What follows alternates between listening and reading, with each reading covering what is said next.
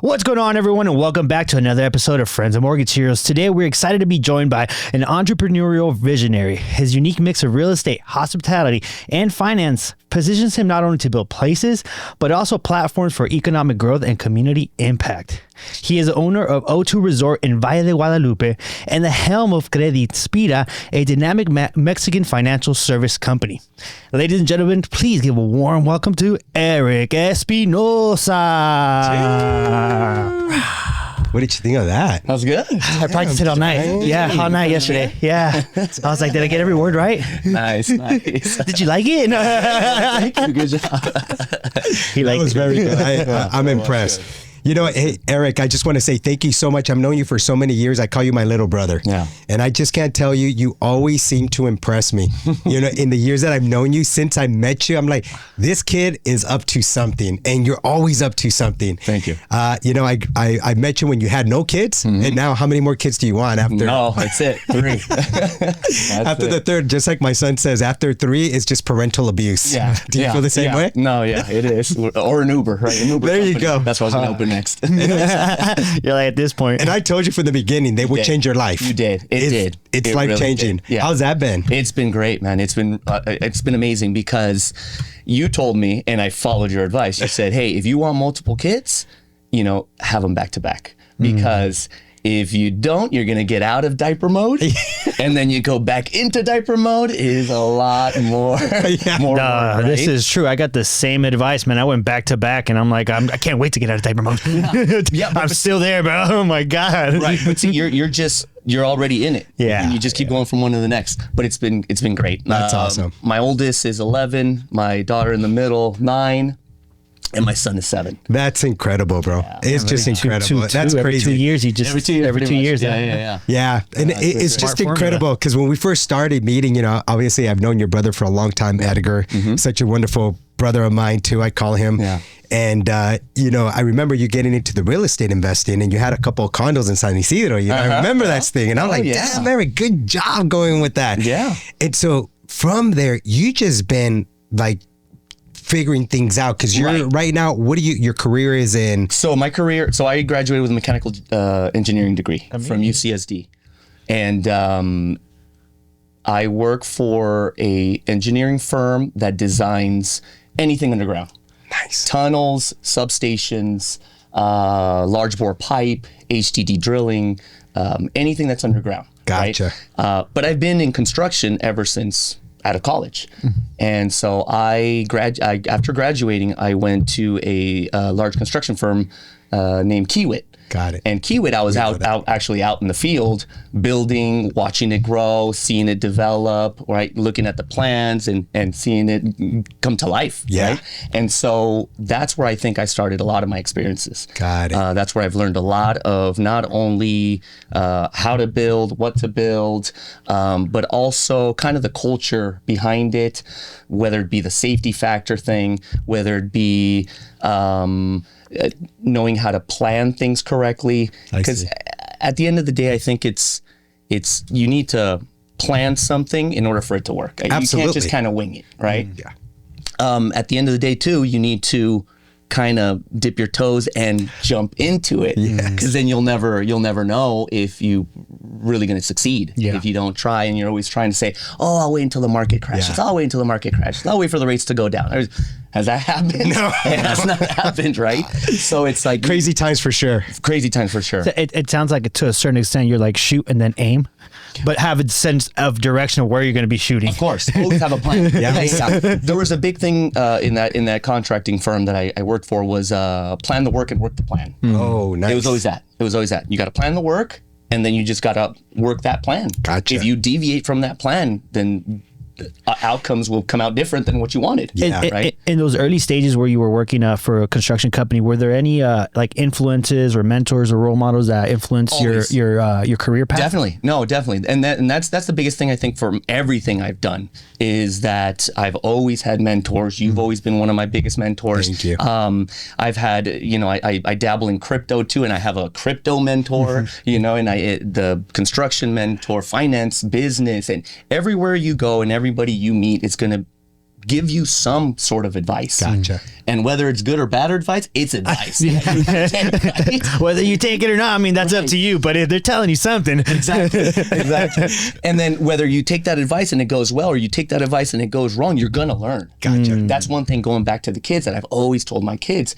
If you lose the soccer game, you didn't lose. You're always going to win something because you learned something in that game. Right? You learned, not to stab at the ball, that, track them, wait, or whatever it might be. Yeah. So I've always taught my kids that. Great perspective. Yeah. Obviously, I love winning. But, No, Who doesn't? that's besides the point. Yeah, but there's always that but, right? Even if you lose, it's like failing forward. Exactly. As long as you take something with you and you apply it in the next game or your next venture, whatever you're doing, everything's a learning process. Yes. We think we have things figured out. Even with the plan, it's very difficult. Yeah. Just imagine without it. Right. And back to like the mentors, I had mentors that were out in the field, mentors that were in the office, and they would teach me different things, show me different ways to talk to the owner, talk to the client, anything that deals with the business. Nice. So throughout my life, I've always looked for good mentors. You always have to bounce ideas off somebody. Absolutely. Right? Yeah. Whether even your kids, like I'd love talking to my kids and telling them, hey, what do you think about this? And they're like, well, what are you talking about? Or they're like, We're not ready for that. Noted. Probably not a good question.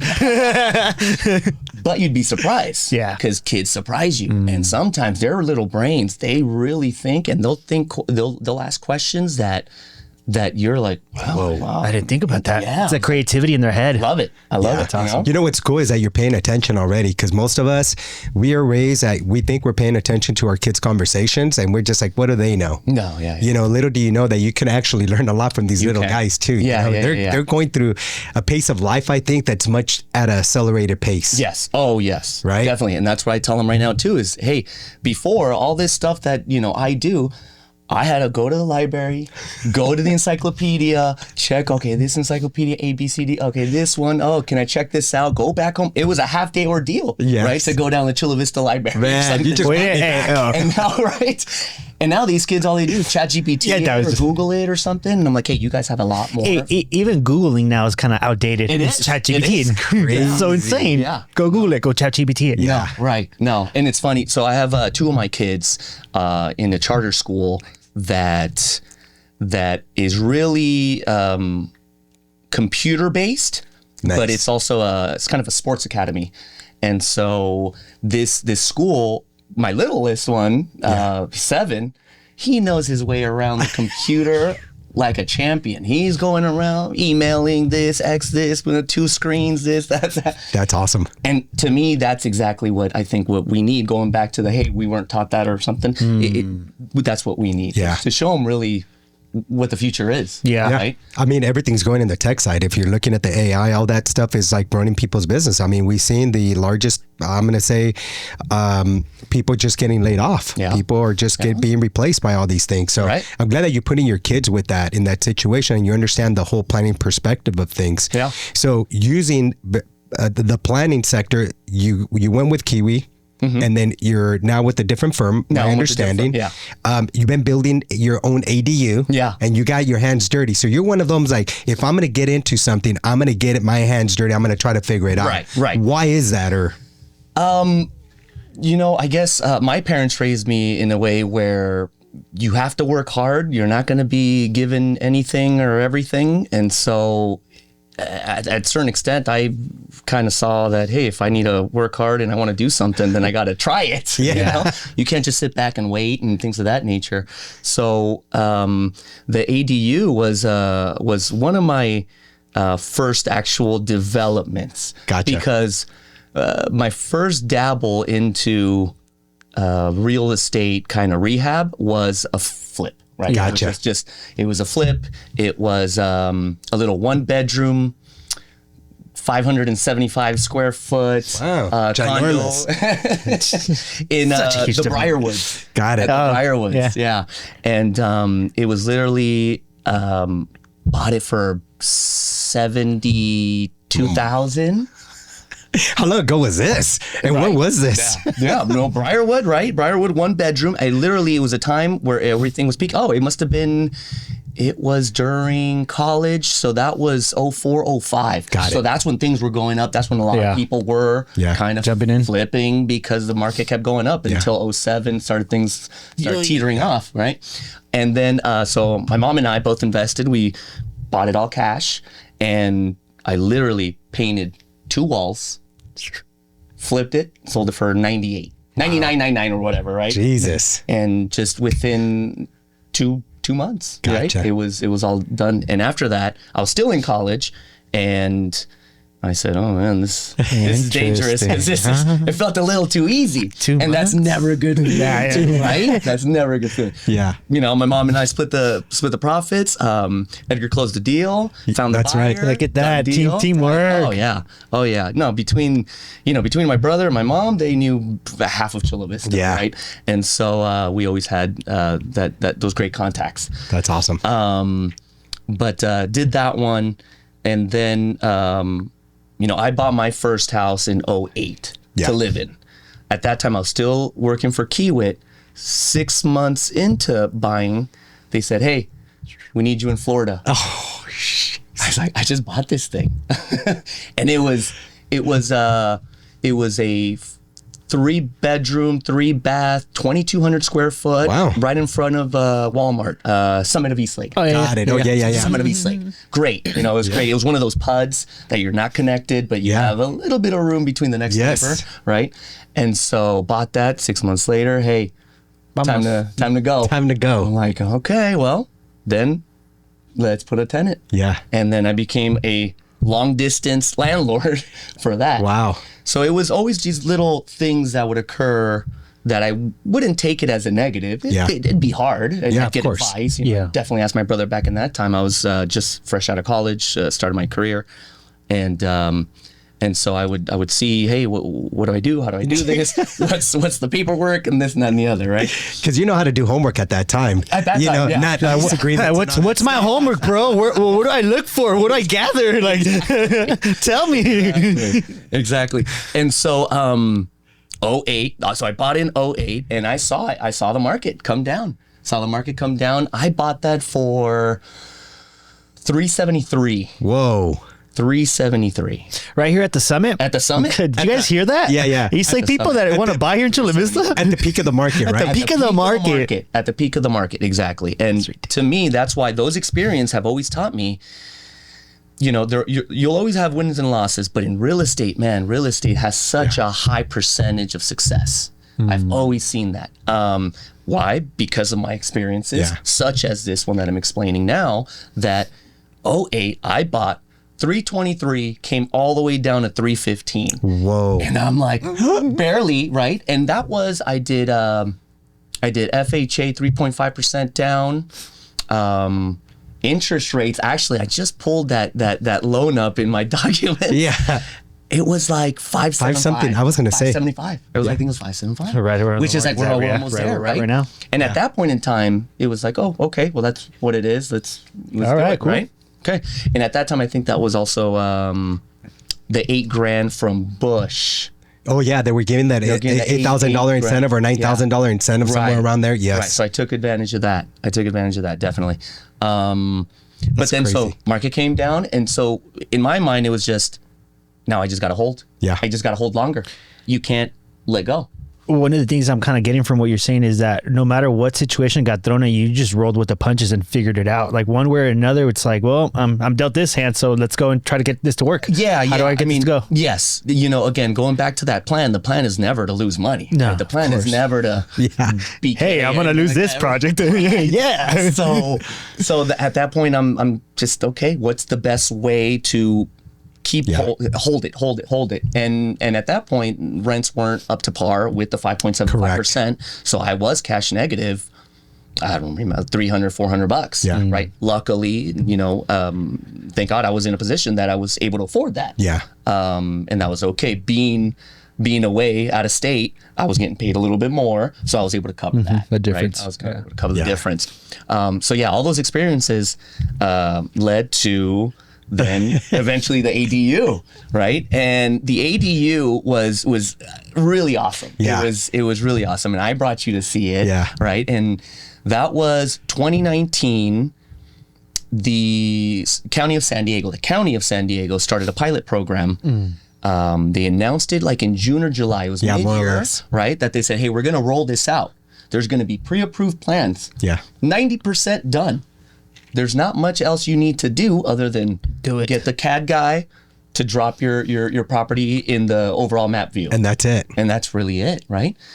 They gave six different plans, right? 1 bedrooms, 2 bedrooms, and a 3 bedroom. And I had, because of some of the rules, which was like 50% of your square footage from your family, your existing, you can only go 50%. Correct. I was luckily above, and you can't go over 1,200 square feet. I was above that, so I was able to take advantage of the whole 1,200 square feet. And I believe you made it a 4-bedroom, yeah? No, what I did is I added a bathroom. Got it. Yeah, so because the plans, exactly. The plans showed a 3-1, the ones that were already there pre-planned. But I said 1 bathroom for 3-bedroom. Let's stick another one in there. So I stuck another one in there. The county finally rolled it out in November-ish timeframe, where, hey, we're open. There's a special team in the county to just look at ADUs. So they had just their own little department. I think it was like a 3-man crew to do that. And I was told I was the second applicant. Oh, no way. And the guy that I went to, he's like, hey, this is my first one. I was like, hey, so it's like a done deal. Mine too. It's our first time together. And he goes, I think I heard someone might have last week. But I'm not sure. You may be the first one. Like, oh, that's awesome, right? This is how simple it was. And I think this is one of the things that we're missing right now is that my architect and I walked into the county building, put down the plans, right? He was checking. Hey, you know what? And this is actually what happened. He's all, your scale is off. We need 1 to 20, whatever scale they like. Got it. Oh, okay. We left, went to his office, went to Kinko's, came back the same day. Went because it just opened, so there wasn't a line. They're ready. No taking numbers. What's like it is right 9 now? Months? It could take about that long, right? Just depending on because now they're so backed up, right? And they have third-party people doing a revision, reviewing the plans, etc. Yeah, the process is much longer. So at that time, we went back, and I got my permit that day. No way. Got my permit. That's crazy. That day. It was done. That is insane. After that, I went home, started sledgehammering. Let's go. Sweat equity, baby. Started sledgehammering my wall. That's awesome. Yeah, because, No, I was just going to say, would you say that was like your aha moment? It was, again, it goes back to, this felt a little too easy. Yeah. Right. And it struck gold. Yeah. I'm always weary of situations like that. And I don't know, maybe I'm too timid or whatever it might be, but I looked at that and I'm like, oh, okay, great.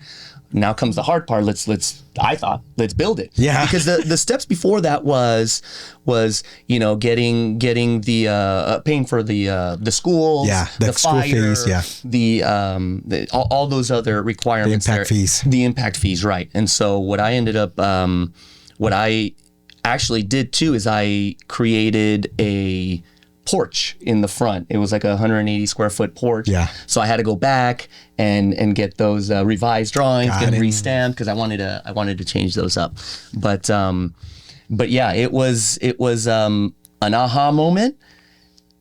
But once you see it, not until you see it really grow. Yeah. Like once you start putting framing up, yes, that's when you're like excited. This shit's going. This is real. This is the builder type things right here. It's funny because 1,200 square feet. It's like that's a big area, right? That's a very big area. And looking at my backyard, I'm looking at it. I'm like, man, this thing's gonna be small. Like, really? I shouldn't go bigger. Yeah. I almost want to go back to the county and be like, hey, I need more square feet. 1,200 square feet. We stay within those rules, the new rules that are being implemented for you to take advantage of the lower impact fees. Because normally that costs way more. Exactly. So that was the plan. Really, the aha almost where it's like, hey, I'm definitely going to take advantage of one, not needing to put so much money down on an architect. 2, the time, which is the biggest deal.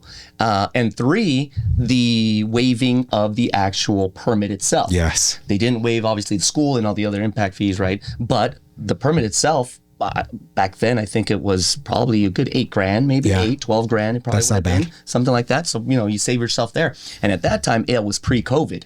So I was pre-COVID prices. I was literally, that was November 2019. That's crazy. And we got closed in March of 2020. Gotcha. Right? And that's when prices of lumber, of everything else started going up. So let me ask you this. When you went in there, one of my biggest, I envied you in a good way. I was like, how much did it cost you to build? Right? And you were like, at that point, it's costing me about $130 a square foot. And I'm like, how the hell are you doing that? Because everywhere else, I would see other investors that I work with, 250, 350, 400. And I'm like, what are you doing? And one of the things you told me is I would see you come into the office and you're wearing freaking construction gear, bro. He's like, here's my secret. I am the contractor. Exactly. Again, going back to Keywood and construction and everything, they showed me, hey, always get 3 quotes. Hey, I'm just going to go buy nails. No, get 3 quotes. Gotcha. Get 3 quotes. So I always try to find the best deal, right? Gotcha. I would interview the contractors, and these would be subs because, like you said, I was doing the owner GC. build. It was owner build, right? And I would just manage it was in my backyard. Yeah. It made sense and with my construction background, it made sense to just kind of do it myself, or at least try it myself. Yeah. And I'm not saying it all went smooth. Trust me, because that did take me over a year to build. Gotcha. It went by slow, COVID hit. Well, you had a shutdown at that time. The reason why it probably took you longer is because, everybody either you had to wear your mask or you were not considered an essential worker. So we were determining on that. Exactly. It was something new that nobody's never been in this situation. Yeah, exactly. But yeah, all in all, that it was about $130 a square foot.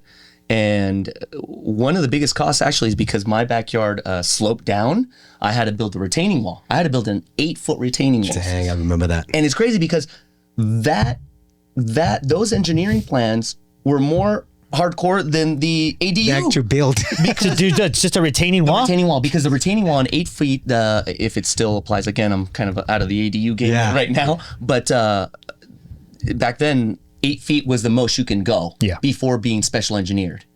So they had already engineered plans for 4, 6, 8-foot walls, right?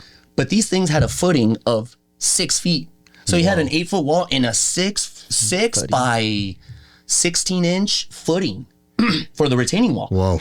So it wouldn't, cave in on you. Yeah. But because the house is sitting right there, so around the perimeter you have to put that retaining wall because erosion and all that stuff. Yes, you don't want the house to start sliding down. Exactly. And in some of these areas in Bonita too, for example, the soil is very clayish. It's very clay material. It's not workable. It's very hard to build in that type of soil conditions, and that creates also more settlement. Got it. Yeah. Got it. Yeah. I would go out there because it was fun for me. It was fun for me to go, especially the framing. Again, the framing so the slab would be poured. You're like, still, I don't see this. Yeah. Where's the room? That room there, this room there. Okay. Once you put the framing up, then you're like, oh man, this the room, building, the kitchen. Yeah, exactly. And now you can actually walk through the hallways. Oh, okay. There's this much room. Okay, I can see. Right. Yeah. But yeah, that took me about a little bit over a year. And it was about the 130 square foot. The wall itself, I think the wall itself was like $35,000. Yeah. Oh yeah. No, everything's gets expensive, Yeah.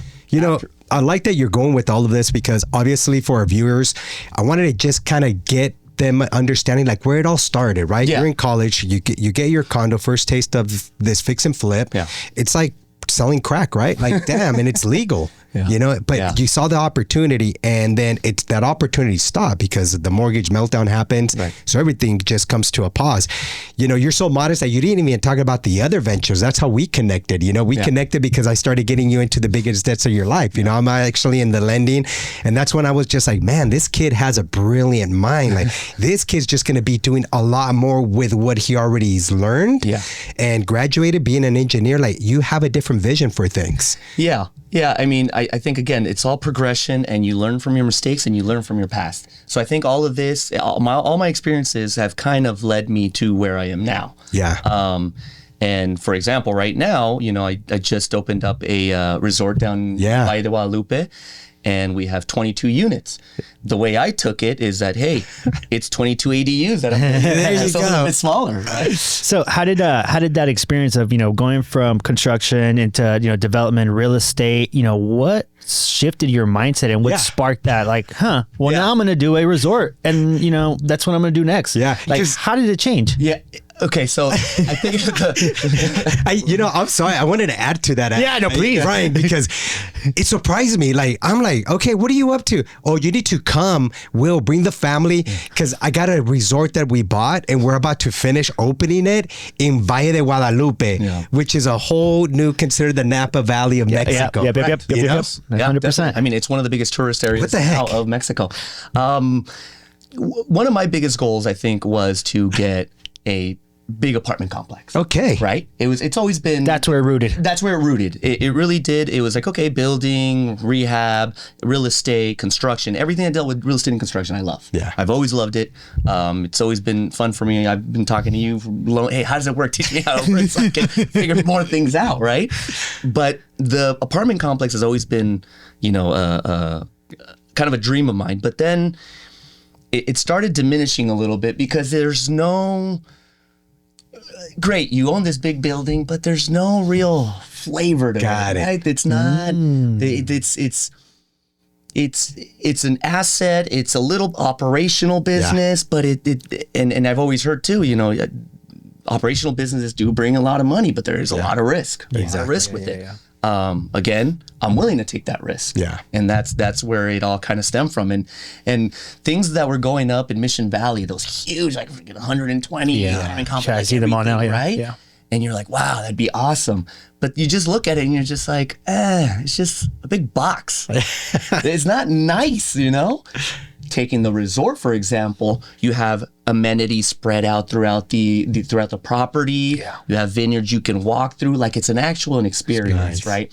And then that time too, a lot of people were moving away from just a regular hotel. Yeah. Check in, check out. All right, bye, thank you. They were all about Airbnbs were coming into play because they wanted the experience, right? They wanted let's try this house, let's try that area, let's try this pool, this, that, and the other.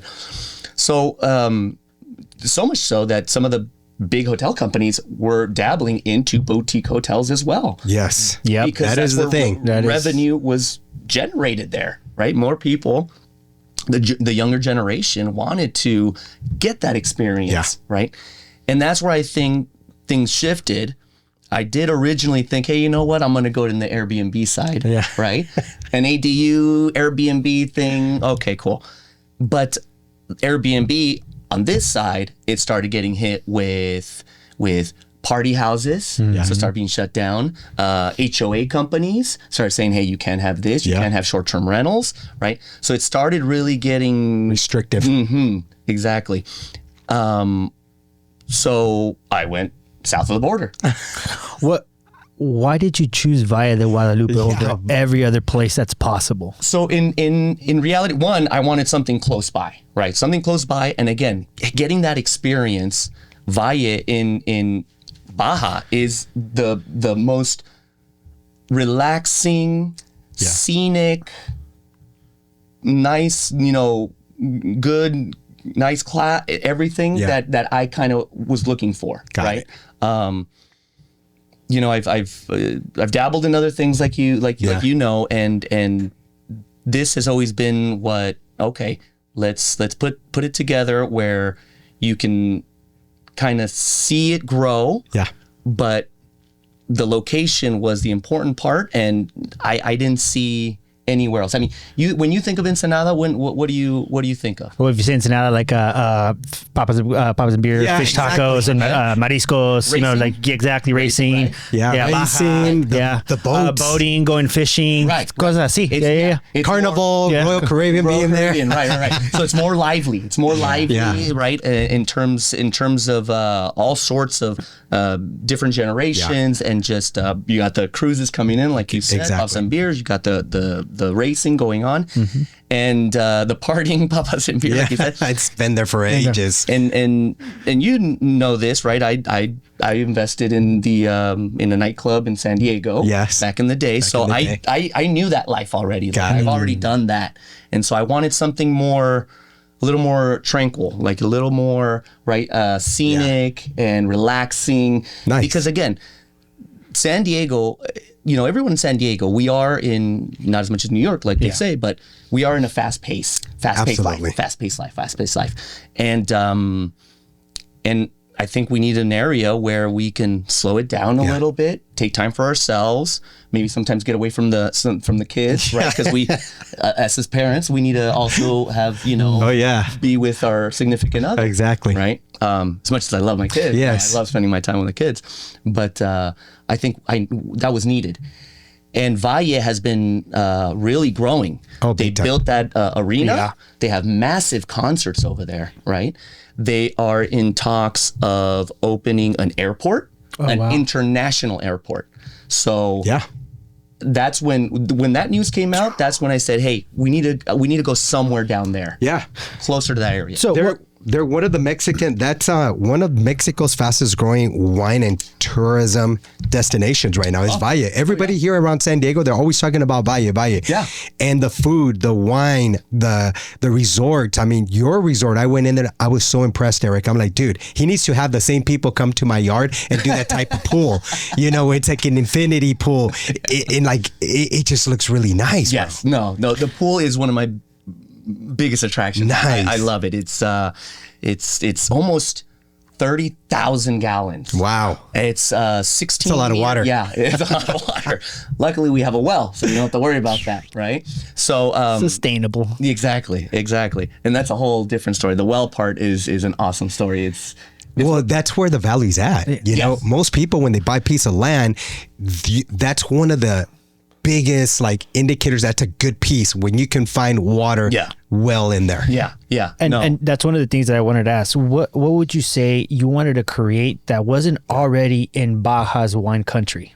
Well, you know what? It to a certain extent is. There is resorts down there. There are boutique hotels. There is a lot of vineyards, like you said. I mean, some of the vineyards down there, they compete up with the Napa wines. Nice. There is great wine down there, and they are, head to head with all the big wineries too in Napa Valley. What would you say? I guess O2's different compared to the other resorts that are in Baja. Yeah. No, definitely. So what we offer is what I've seen in some of the reviews of kind of my competitors is amenities.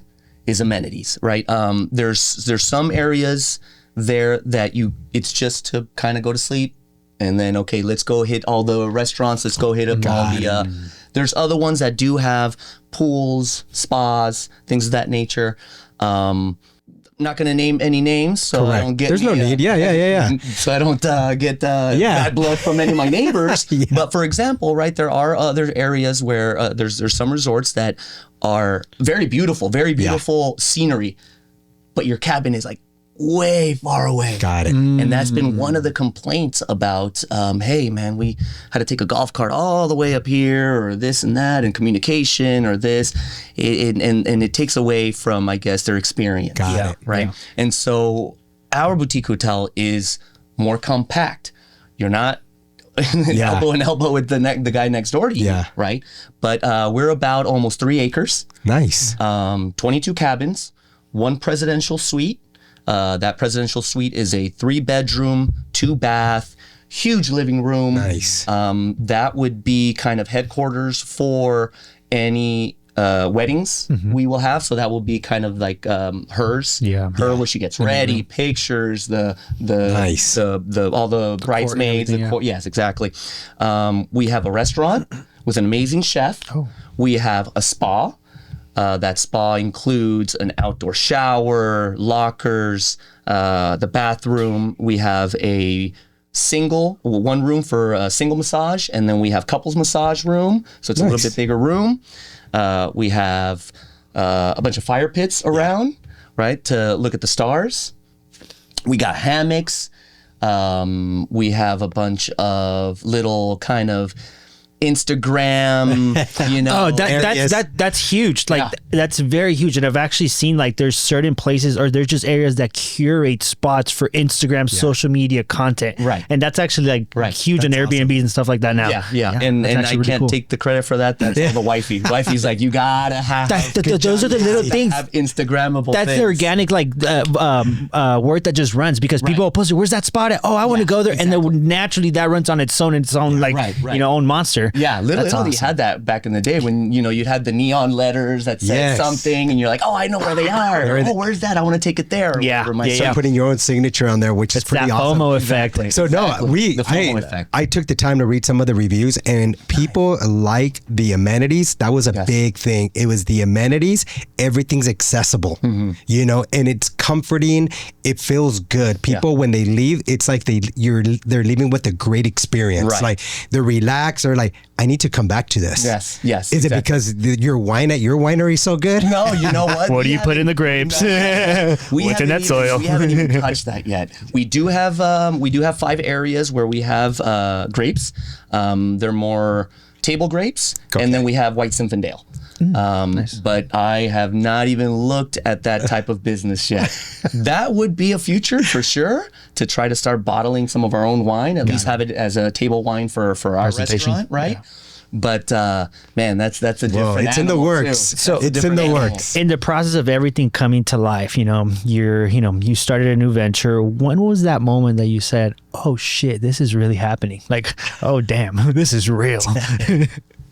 That's a good question. Maybe it still hasn't hit. You know what? No. Well, see, I was gonna say it definitely hit 2 weeks ago. We had a wedding, about 142 people. Gotcha. The wedding planner did such a great job.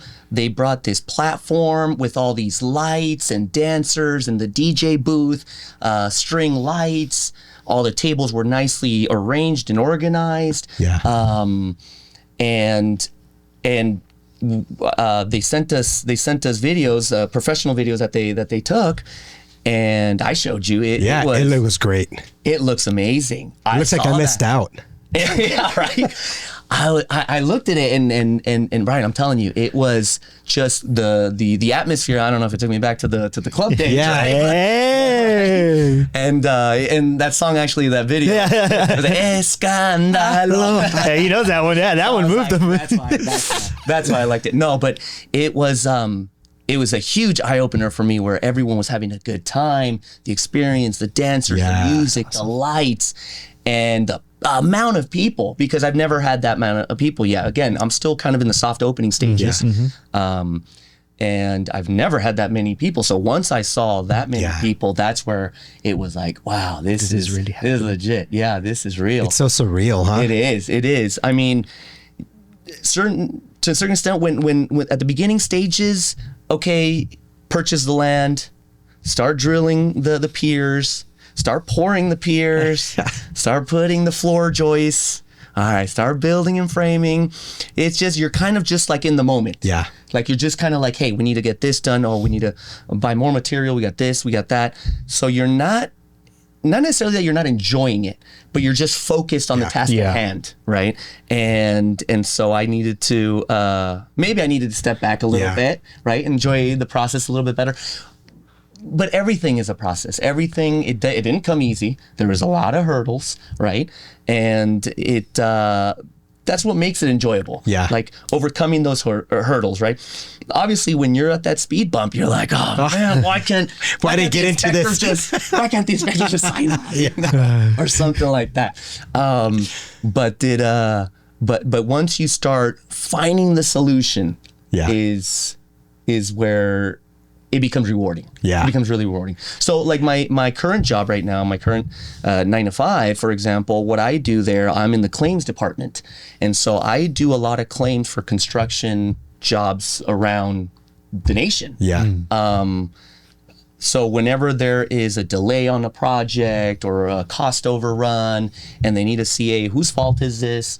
What happened here? You know, should we litigate, arbitrate? What do we do? Settle this? And they call me, they call my company and myself to kind of analyze their schedule, see what happened, see where the kink was that kind of trickled everything to the negative. Yeah. And so that's where I start looking at, hey, you're in the middle of a speed bump and you're like, you got to find a solution. There's a solution somehow, right? And once you find that solution, you're like, it feels so good. So it's like a little bit, I guess. Found the problem. Exactly. And it goes back to, I guess, what I do, that I do look for solutions, right? And I do look for those problems. And you try to mitigate those problems the best you can. Absolutely. Yeah, I can relate to that. Getting over that speed bump when we have a tough loan, and then we're just like, we'll both have those. And there's days where we're just very quiet. We're just kind of like frustrated because we're trying to get that solution. But boy, that solution comes and this weight gets lifted off your shoulders. Of course. Well, what people don't understand in all of this, Erick, is as you're building, obviously you have a vision, you have the plans already in effect. And if people aren't pulling you have to bring in the right people to understand how to build this thing out. And then there's just some that do take the ownership and your product just looks like, damn. And then there's just others that they're just there to get paid and hopefully it holds up. And then that's where the inspectors come in. It's like, bro, you didn't do that right. And here's the problems. And to find that worker out of so many, because you have 22 units, you have a resort. I'm sure that was pretty freaking challenging. It was. I think, again, the construction part I know about, right? Yeah. So it wasn't as difficult, and there's no real inspectors over there. So that was a big hurdle. I didn't have to jump, right? I think the problem, or at least the challenge I'll find now, is on the operation side, which I still haven't jumped fully into. I still feel like we're in the almost construction stage, that we're kind of dialing everything down, doing the touch-ups, figuring out all the little kinks in the chain. But I think once I start going on the operation side, that's where that will be a challenge. But see, from the very beginning and from when we've established our staff, like, we have set a culture that needs to take pride and ownership of, hey, because half of these guys, half of my staff has been in it from the beginning. They built this thing. Yeah, it's theirs. They're going to feel like this is ours. Yeah, no, because they literally did. That's awesome. I was there passing the hammer, right? But they were the ones building it. They were the ones building it. So I feel like that has been a big part of how our staff really runs the reservations we have now, the clients that we have now, is because, hey, this is mine. Like, I built this. Like, I remember when I was up in that roof in number 22, right?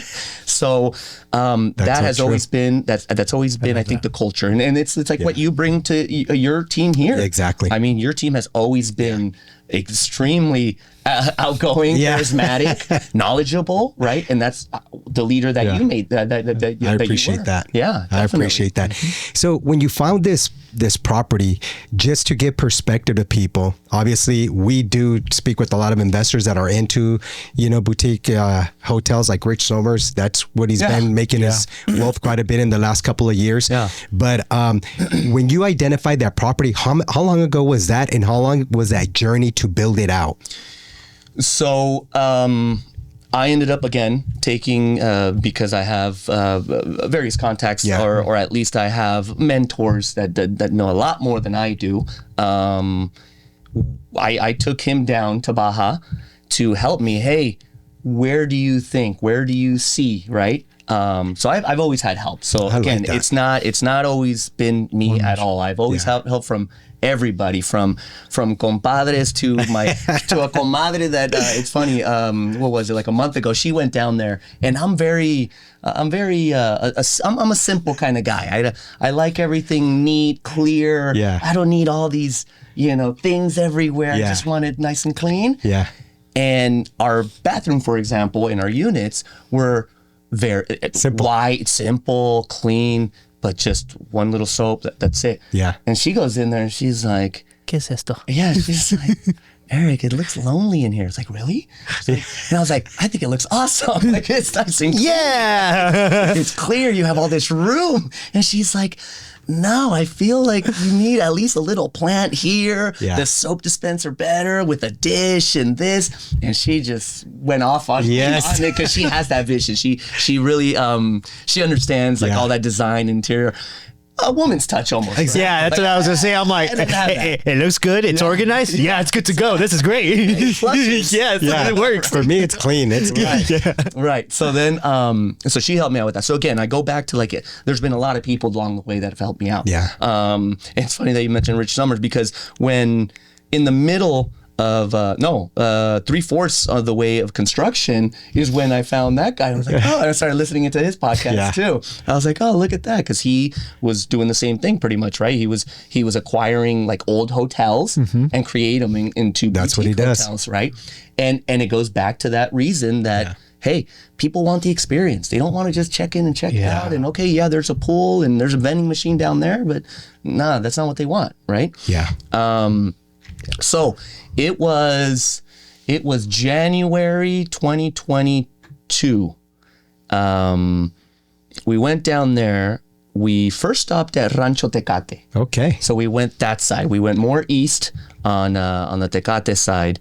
And Rancho Tecate is amazing. Really? It's got this ambiance there that's just refreshing. You just, Really? Yeah. Oh, Okay. it's so great. It's you have these huge boulders that you look like you're in a different state, really. Yeah. Like, and then you have a lake there and just the roads, just it feels nice. It just it has the home kind of feeling with it.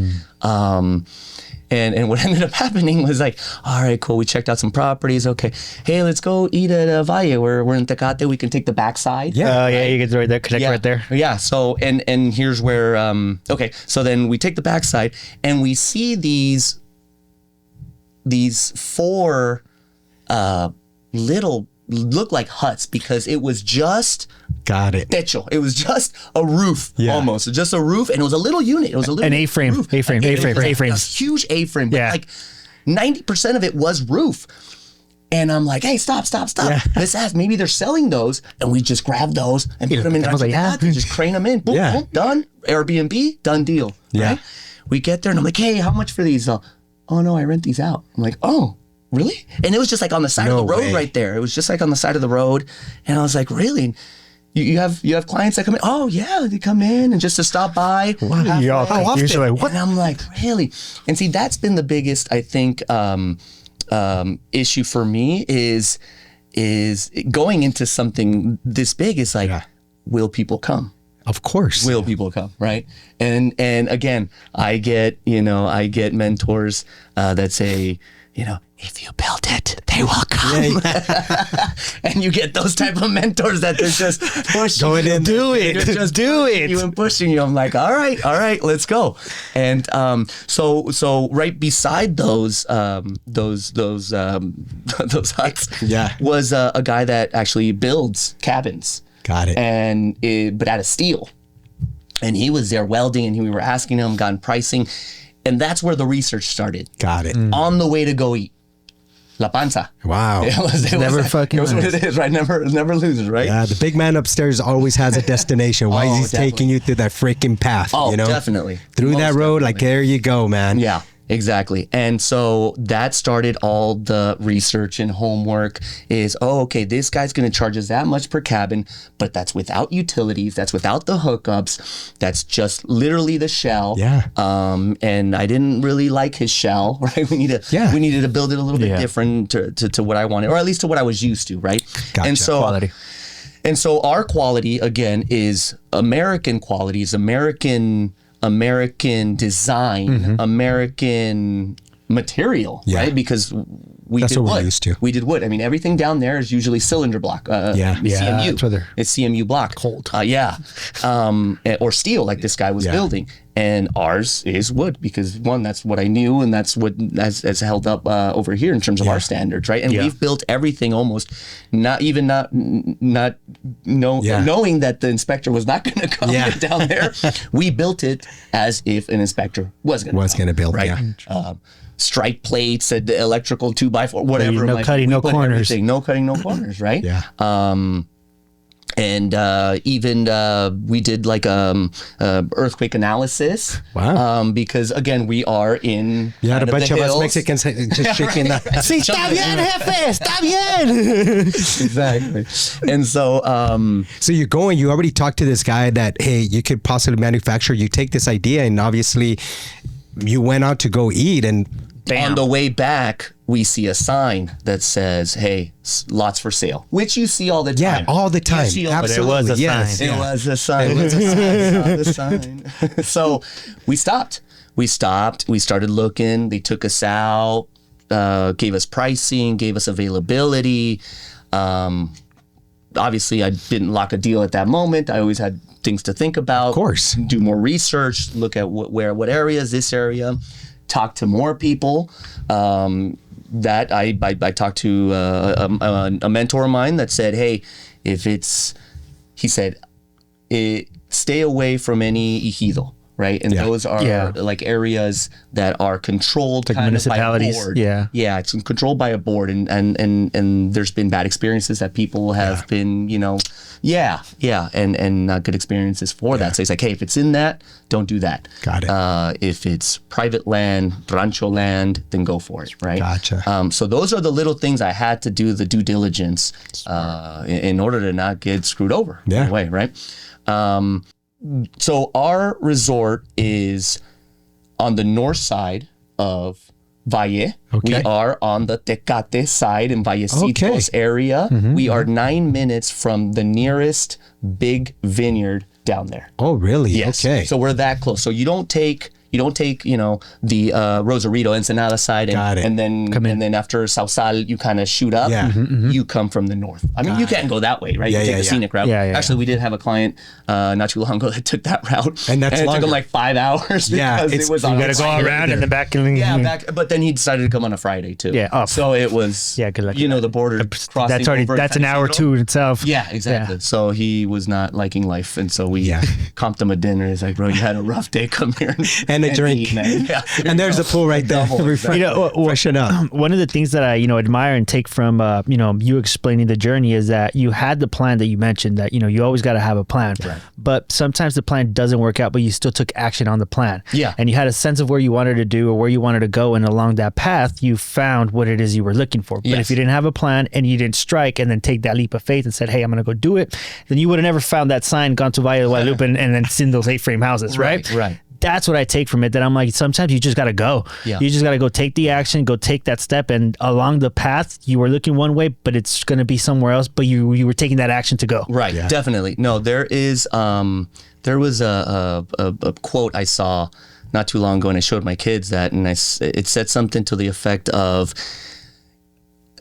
calculating. It said something to the effect of, you can calculate as much as you want, but you don't know the real outcome until you take that risk. Absolutely. Like you can plan everything you want, but there's always going to be that 1, 2, 3, 4% that it's not going to go to that plan. Yeah. Right? And you'll never know the outcome until you actually do Absolutely. it. Right? And that's, I think, been one of the biggest things in my life, is that I don't want any regrets. Yeah. Like and those like, oh, coulda, shoulda, woulda. Like I don't want that. We full send it worked. Yeah. It didn't work. And And there's been plenty of times where it's like, hey, It just doesn't did it go. and I shouldn't have done it. well, I learned something. Exactly. That's awesome. So who came up with the name? It was a combination of a mentor of mine and myself, and we saw a lot of those resorts kind of being earth-based names, Okay. right? Cielo and things like that. So O2, right, being the Oxygen? diatomic, oxygen, right, Yeah. and that's. Afterwards, I was like, "Oh, people are gonna put 02. Yeah. And I was talking to a friend of mine and I was explaining my project to them. And they're like, oh, 02 because the year you graduated? Oh. I'm like, oh, no. Call your message. I told you. That's a friend, like, go back to school, bro. Yeah. It's a big old like this. A zero's like this. It's an oval, bro. It's more oval than a circle, bro. Right. And so yeah, it was, so being down there, again, before finally looking, acquiring the land, being there, experiencing, you have clear skies. The stars are beautiful. You can really take in a lot more oxygen than anywhere. It is great. He said it. So yes, it's based off of kind of that experience of nice, crisp air. It's the diatomic molecule of oxygen, right? So the two oxygen atoms, and we wanted something that wasn't a lengthy name. Yeah. We wanted something that can have a nice logo, simple, nothing too elaborate. And I like the grapes coming out of it. Yeah, and of course we had to. And this is for you. Yeah. I love hats. Heck yeah. You. Look at that. Andy, that's for you, boss. Yeah. Hell yeah. 02. You know, one of the things, Cover all that hair. I love when things are like play on words.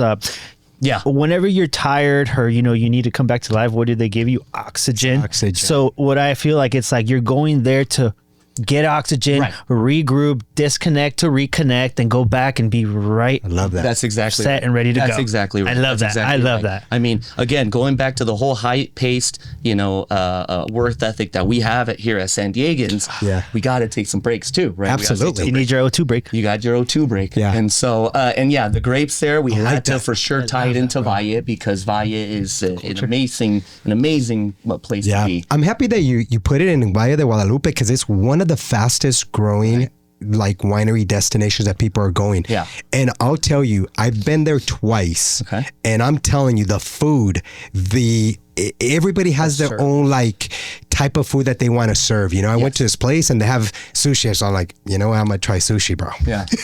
Bro, those sushi rolls were like sushi rolls, bro. It's not like when you come over here, it's like a little thing, like, bro, what did you even put in there? You know what I mean? Like in the middle, man. Yes, yeah. And bro, the food is so darn good. Yeah, yeah. And what I've been listening to is there's a lot of freaking chefs that are coming from different countries coming over here. Yep. And they're adding that different flavor to it. So Yes. it's just making it more attractive, not only to get the wine, but the food and the ambiance that's going on. Yeah. Well, two things I have to say about that. One was the kind of the portion size that you said, right? And that goes back again to the experience, right? Yeah. And that's another reason why we went down there, is because you can kind of get the better bang for your buck, right? You can get a better bang for your buck, and you can get that service. Again, because wages are a little lower down there too, is you can get that service that you want, and you can't go wrong. You can't go wrong if you get a nice portion size and good service, man. Yeah. That's huge. Yeah, That's bro. huge. I'm not into octopus, but they also got this one. It was a different place. They put it in the oven and it came out. Bro, we took that down like nothing, bro. So good. And it was like a full octopus right there. I'm like, holy crap. And like you're saying, it's about, you have the experience of eating such a great meal.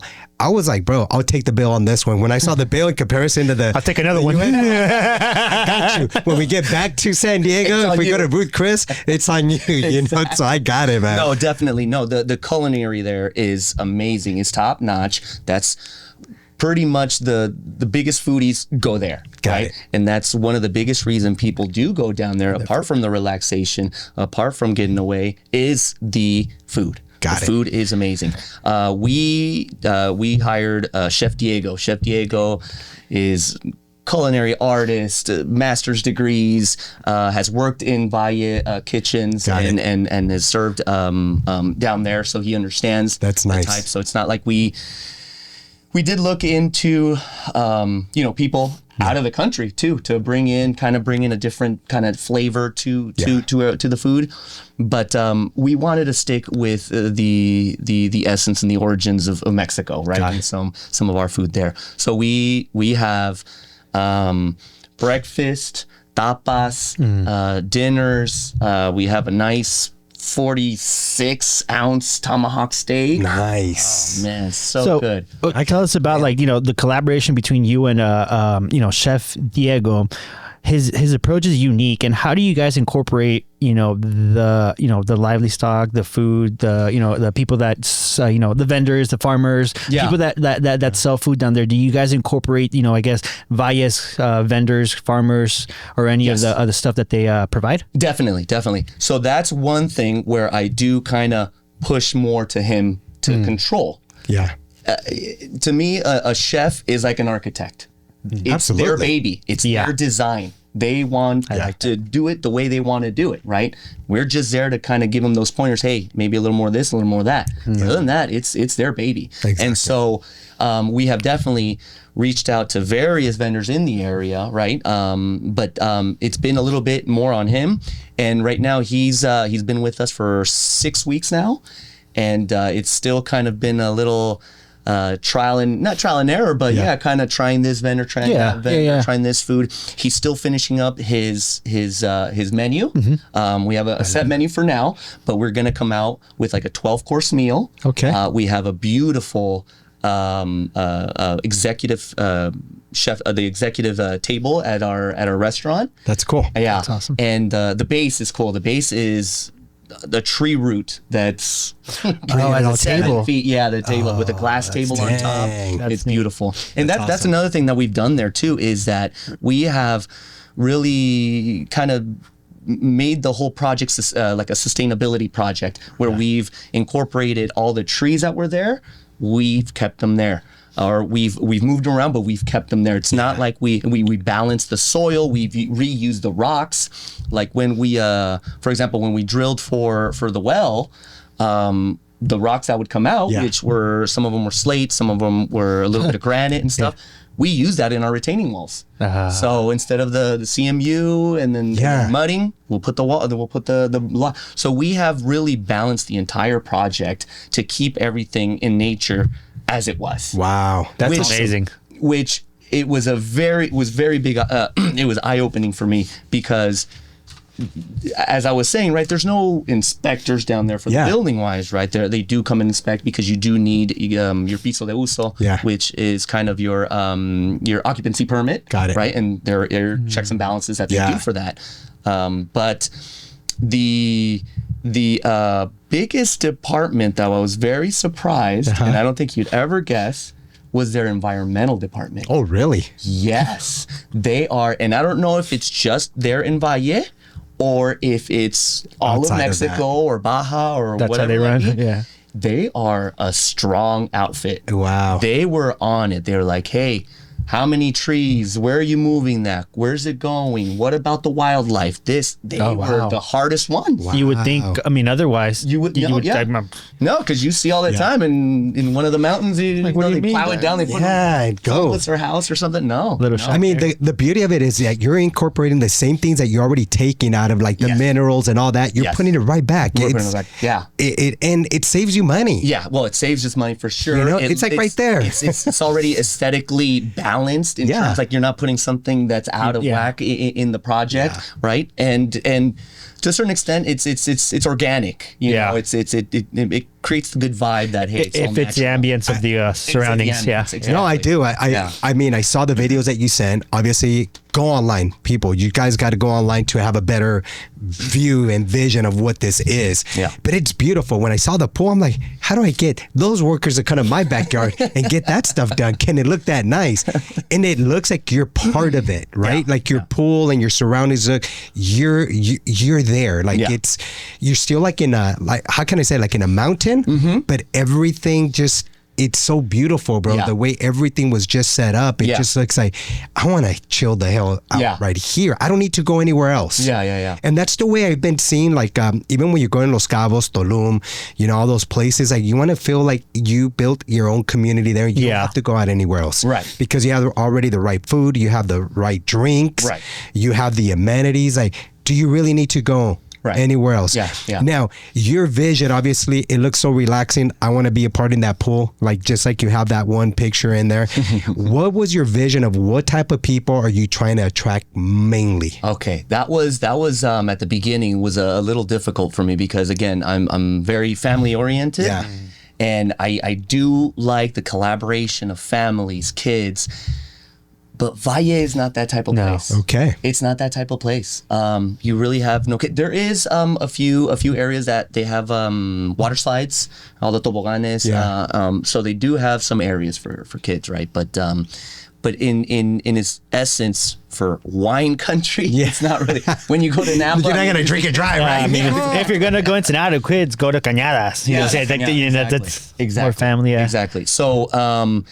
At first, it was okay. Let's put some bunk beds because the kids. Obviously, it's hard for people to kind of get a babysitter. It's hard for people to, hey, mom and dad, can you take care of the kids for the weekend? You know, one thing is a couple hours. The other thing's a weekend. You know. Yeah, I know. I know. And so that was a kind of a challenge because I've always, again, been in the whole family-based kind of deal. But going back to, you know, the business plan and what it is, what Valle is about. It's like, no, it's mostly adults. Now we're fine with, you know, we're fine with kids coming. Yeah, of course. It's just, you know, we don't want to be a play city where the kids are running around and the parents are not going to take care of them. Yeah, right? yeah. Like you need to take care of your kids. It's just being respectful, not only for, you know, teaching your kids the right manners, but also respectful for the people around, right? Yeah. People do go there, as we just said, to relax and maybe got away from the kids and they don't want to be in the pool while the kid is jumping and doing cannonballs in the pool, right? 100%. So just got to be a little bit respectful, right? That's awesome. No, you want that person that's hardworking. Yeah. Hey, wants to take the wife for a date night or weekend night, go in there. And after they stay there a couple of days, it's like, well, why don't we just extend the stay, right? Yeah. Because it's that relaxing. Everything's catered to us the way it is. Yeah. And so that has been a big part there. In terms of the luxury we put into it, we want to be in those top luxury boutique hotels, challenging every boutique hotel over there. That's our demographic. Our demographic is to be up in that market position with luxury hotels. I can see you're gonna get there. I mean, you already put the grapes on the hat and all that good stuff. It starts with the details. I know that's the next thing. That's like right there. You already saw it. You already put it there.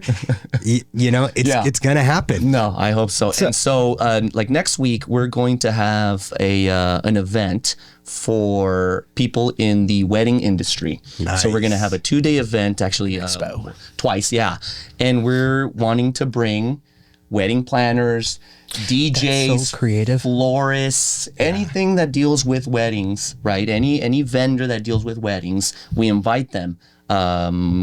Tuesday, Wednesday, one day or the other. Yeah. We've had a good turnout, so we had to make 2 days. Yeah. We want to bring them down there, stay the night, try our food, try our amenities, check out. And go run and tell everybody. Yeah. There you go.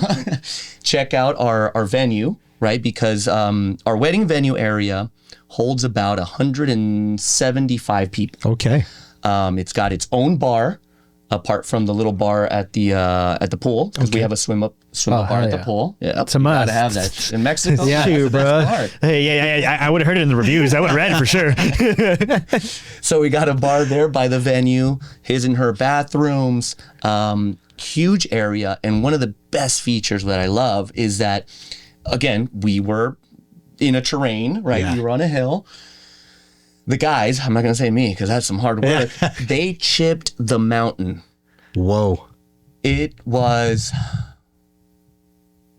19 feet. Nice. Apart from the already 10 feet. So we have a beautiful natural rock wall that is next to the venue. Wow. That is just gorgeous. It's got all the different type of veins of rock and colors, and we kind of clear coated it so it doesn't all chip down and stuff. Yeah. But because of the type of rock that's down there, we saw that as kind of like the piece that creates the best background for any pictures. Nice. Just incorporate everything. Yeah. Again, exactly. Took that rock, put it on the retaining walls. We redistributed that. No material got wasted or lost. That's awesome. No, I'm super excited, bro. When you told me, hey, Will, we're going to do this, soft opening, bring the family and all that. I'm like, what the hell? What are you doing? I was like, it wasn't like we've been months of, oh, Will, I'm doing this. This has got, no, like, hey, bro. One. And then months later, it's like 6-7 months. Yeah, we're about to get this thing open. Like, what the hell? Remember like, those ADUs I used to do? Yeah, we just got a resort. Wait, what? I'm doing good too. Unreal. Yeah, That's awesome, man. I like to move in silence and not until it's all said and done. Yeah, and I can say, oh yeah, we got this, right? So impressive, man. Because ever since I met you, I call you my little brother. You've inspired me in so many ways. I've always looked up to you in so many ways too. And I'm just like, man, this guy is just what an entrepreneur, what a great father, bro, what a great businessman. And it's just, bro, you're just doing a lot for the community. You saying that I got Diego from right within the community there. You didn't go outside. No, right. Get other people. You're getting the community to help you bring this beautiful resort to life. And it's just very impressive, everything that you've been doing. And I applaud you for that. And I know you're going to continue to do bigger things. Oh, yeah. So I can't imagine what's next. Oh, it's no, crazy. this isn't the end for sure. This is just the beginning. Oh, yeah. I have definite plans to expand. We'll see where that. You'll get a call a day or two before. Hey, I just did it. you want to come to the soft opening? Yeah. There's, go ahead. No. No, I was gonna say that I don't know where yet. That we have our eyes in other areas in Mexico. Yeah. But I also want to expand its location. There is more land there, and we can expand it. Maybe call it O3. O3 for ozone, like what protects us from the sun. Now you're just playing on a whole different brand, bro. That's I love that, man. That theme is good. That's pretty cool, man. Again, I follow Rich Somers too. We're actually a part of Andy and all of us. We're part of his group, and awesome. He's opening a boutique right now in Tulum. So not only is he just stuck here in different part of the states, but he's also seeing the value behind that, the value of giving back to the community. We're giving them a place where they can relax. It doesn't have to be hundreds of units. It could just be cozy, right. Family oriented, where you really even a lot of times it's who you meet in life. You never know when you're going to meet that person. And when you're bringing people just collaborating there together in a small area, you just never know. The funny story about that is when we were building all the units, the translape, which is the siding. The siding. So the siding it's all wood, right? We found a nice local vendor there in the area and finished all the units. We built the bar over there on the venue side was kind of an extra add-on. We had to go buy more. We went to him. He was no longer there. Wait, where'd he go? Oh, he retired. You retired him. Man, you bought all his wood. You bought everything, and you ordered, and he's done. He has his kid kind of managing the area, but ya está fuera. But he's done. He's chilling in Tulum. So you helped with that. It was an awesome thing to hear. Awesome. It was very cool, because he was an older gentleman. Knew his stuff obviously. Yeah, you can tell. He's been there for years. It's been his shop. It's been his mom and pop kind of deal, and he wasn't there. We couldn't say hi to him anymore. Good for him. Yeah, good for him. That's awesome. And he probably didn't want to say goodbye to you because you're going to persuade him to get back into it. No, necesitamos más. No, jefito, por favor. No, la calidad. If you already retired what we did, just imagine another month. Yeah. You sure you don't want to come out of retirement? I know. No, it's been an awesome ride. It's only going to get better. Chef Diego is again finishing his menu. He started doing some salmon in the last week. Got to try that. That was really good. And so he's just playing with things right now. Gotcha. He's trying to get he's trying to set the menu. Well, it's going to be different seasons, obviously. Yeah. So right now we're kind of in the down season. This rain this weekend doesn't help. But he's still going to 100 and testing everything in terms of vendors, in terms of price, in terms of everything that needs to get done in the kitchen. He's going to handle the kitchen. We have sent him and been to hundreds of restaurants. Yeah. So he can taste everything, take notes, and just, educate, Experiment. everything. Yeah. Experiment. Just tell him watch Ratatouille. You can never go wrong with that one, Yeah. But it's gonna be awesome. That's awesome. Yeah. So, I mean, we could talk forever, bro. I think we could go on and on and on and on. I think it's probably like our longest podcast so Is far. it? Yeah. So you know what? That's a goal that I wanted to do. Either this was going to be the funniest podcast, it's going to be one of your top 3 most liked podcasts, or it's going to be the longest podcast. I have to break. And one of those. So are we almost on the? I think we might be the longest one so far. Yeah, 15. We're usually like 45 under an hour, bro. Hell yeah, bro. Really? I guess, is there anything that we didn't touch that you want to go ahead and shine some light on, or give a little bit more context behind? Let me see here. So we've touched on kind of the vision, the origin, the essence of the name, the balancing of materials of the project to make it look, part of Valle.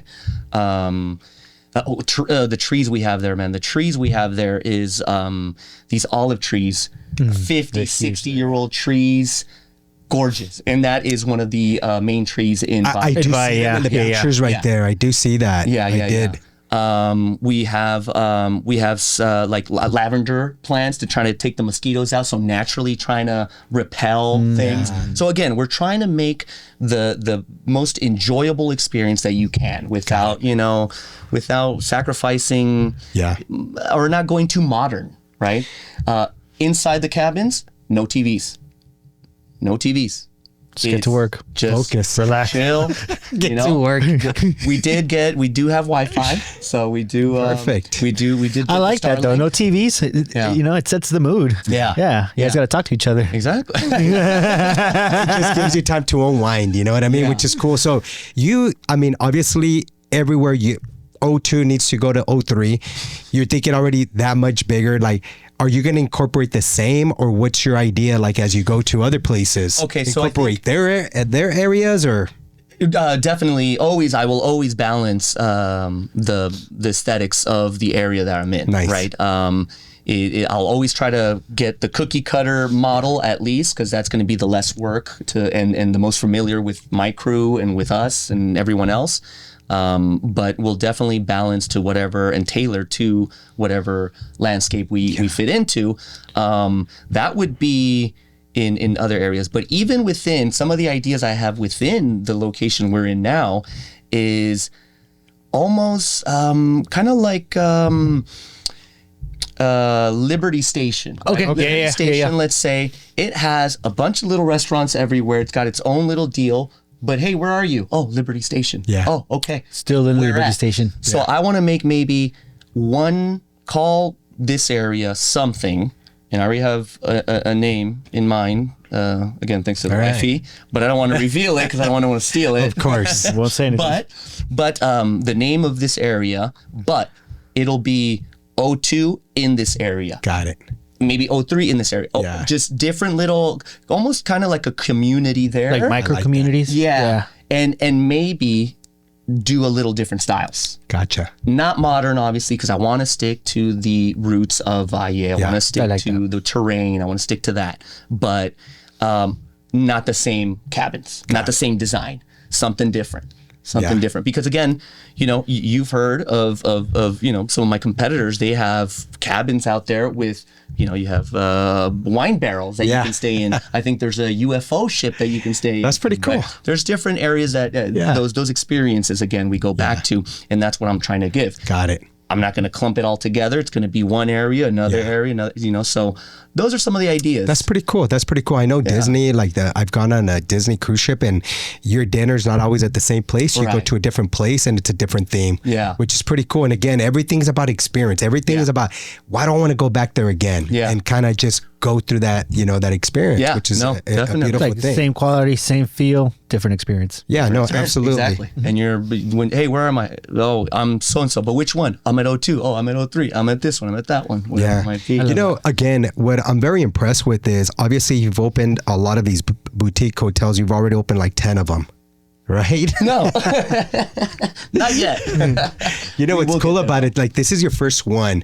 Yeah. And you're already seeing the vision of doing several of them. Yeah. Like, that's what's really impressive. And where I'm going with this is you were paying attention to success. You were paying attention. You were willing to be the student as you're driving because you're starting at Tecate, looking at something, but because you were paying attention, because we always say success is right underneath our nose. It is. But when we're not paying attention, you'll never know. You just keep driving. You just keep going. Yeah. But you're now at a point to be a student and figure, I'm going to take this big leap of faith, and it's big because you got a resort now, which is freaking crazy, bro.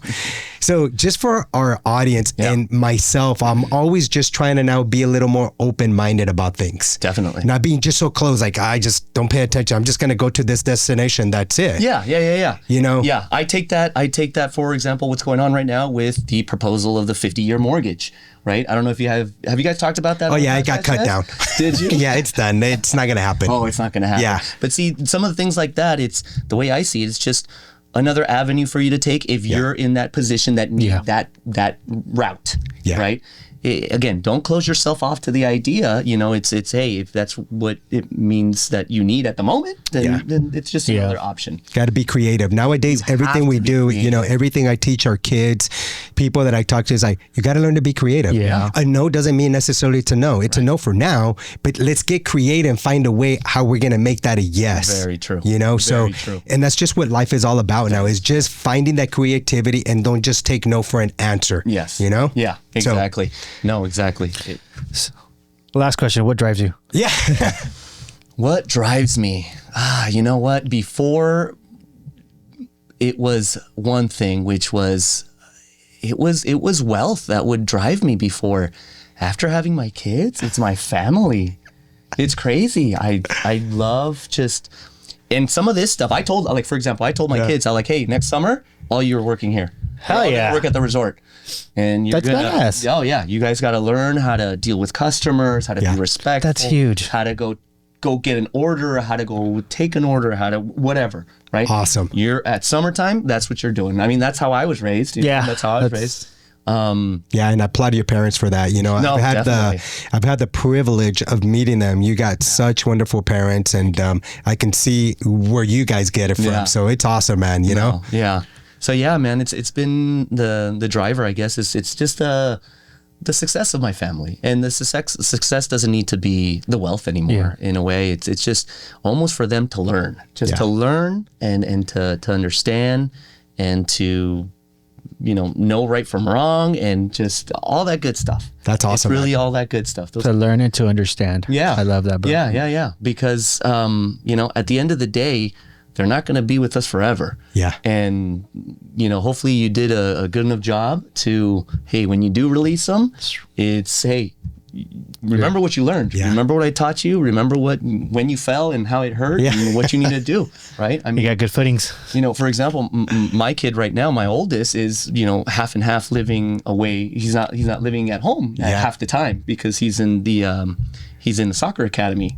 Is it that new one, the one that they opened up here for the SDFC? Yeah. Dude, that is so badass. Yeah, it's awesome. Dude, I'm so glad they're doing that. He's a goalkeeper, yeah? He's the goalkeeper. It gets them into the farm system, so they have a direct line to the freaking pro teams. Exactly. So now he's there. That's awesome, bro. Congrats. Half the time. And good for him, bro. I know. Good for him. But see, going back to that is where, hey, you're going to go live on your own now. So I'm not there to watch you pick up after whatever it might be. So, that's awesome, man. What an experience, though. That SDFC, man, SDFC's that company, that the whole organization, so good. It's been from the culture, how they're getting down to the fans, how they're able to outreach, like the programs that they do, how they're communicating with the communities. Dude, they're doing it right. And I've seen it firsthand because again, my kid's in there. And their staff is amazing. I've taken a lot of what they've done to the hotel, because of the organization, the communication, they're again, they're dealing with all the kids, other people's kids and stuff, right? But because of that, their communication is on point. They do all these massive pictures and reports weekly to let you know what they did, what they've learned, what they're going to do. They take accountability for those kids too. There's been times where kids might be acting up, and they sit them down and then say, hey, and not even discipline. It's been there's been an instance where it's they kind of put it on the kids. Hey kids, of course. How do you think you did? How do you think you behaved? How do you think? And I think that's really important for kids. It's not to just be told, no, this was wrong. It's for them to reflect on themselves and say, self-reflect. You know what? Okay. Self-awareness, self-worth. I was wrong. My bad. Yeah, no, that's very good. I'm glad that you bring that all up, because all this communication, paying attention to the consumer, which is kids, parents, and parents are the best. Yeah. Right. And so that you're applying that in your resort just brings that you got to pay attention to the details. Yeah. You know, especially the people that are coming in, you have to get that feedback. That's what's going to help you really start kind of finding that better niche for people and attracting certain people that are going to come in. Yeah. And just have that great experience. No, that I tell you, we can go on forever here. All right. And I love you. He's like, let's get. And I love you. And again, I just can't tell you how proud I am of you, Erick. And thank you. Obviously, we're going to put all this information for people to find you. Yeah. But where would you want people to go? Our website is o2-resort.com. We are in Expedia. We are in booking.com. You can see our Google reviews. I think we barely started out, and again, we're still in the soft opening stages. I think we have like 124 reviews right now. So we've done quite a bit of people coming in. We had our first bookings.com just a week ago. Heck yeah. And so I urge the reviews, obviously, but the feedback, like you said, is but if it's a negative feedback, give me a call, all right? Yeah, no, you don't always, put it in the review. Yeah, don't put it, but you know what? At the same time, that's going to tell you what you need to fix, right? No, exactly. But so the beauty, and all this comes in business. So, I love that you're doing that. So what do they get when they put you the review? Free dinner, free lunch, free pool time? Definitely. We can work something out. For sure. Right? Because I'm very impressed. Like, you just opened a couple months ago. And to get that type of, it's obviously you're doing the right thing. Yeah, thank you. If someone has big dreams like you and they're on the path of taking on a project like this or something related to what we spoke about, where can they personally reach you out if that's something that you're okay with? You know what? That email on O2 Resort is my direct line. Perfect. Nice. Yeah. Erick, thank you so much for your time, bro. Thank you so much for sharing your stories. I had such a fun time, man. Like, oh my God, I'm gonna go check it out right now, bro. Did I break one of the goals? Yeah. If you did it, we made sure after those extra 15 minutes we did. Friends, family, thank you so much for tuning in. Erick, appreciate your time. Please make sure you guys consider going down to O2 in El Valle de Guadalupe. Check it out. We'll put all the information in the notes, and please make sure you like, share, and turn on your notifications so that you always know when the next episode comes out. Other than that, thank you so much, Erick. A pleasure. Appreciate it. We'll see you guys on the next one. Yeah. See ya. And thank you. Bro. Thank you.